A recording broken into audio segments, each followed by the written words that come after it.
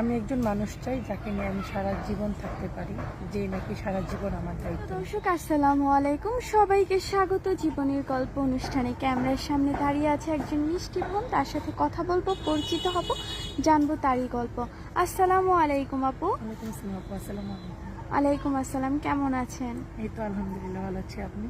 আলহামদুলিল্লাহ আপু, ভালো আছি। আপু আপনার নাম? মিষ্টি। হ্যাঁ, মিষ্টির মতোই আপনি অনেক কিউট। আপু কোথা থেকে এসেছেন? ঠাকুরগাঁও থেকে। ঠাকুরগাঁও থেকে। আপু আপনার বর্তমান বয়স, উচ্চতা? আমার বয়স 24 আর আমার উচ্চতা হলো 5 ফুট 7 ইঞ্চি। কে কে আছে? আমার পরিবারে আমার বাবা, আমার মা, আমার 2টা ভাই আছে। আমার মা আমার সৎ মা। সৎ মা। হ্যাঁ।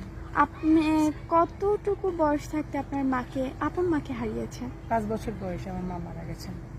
5 বছর বয়সের মা মারা যায়, তার কতদিন পর বাবা বিয়ে করে আবার?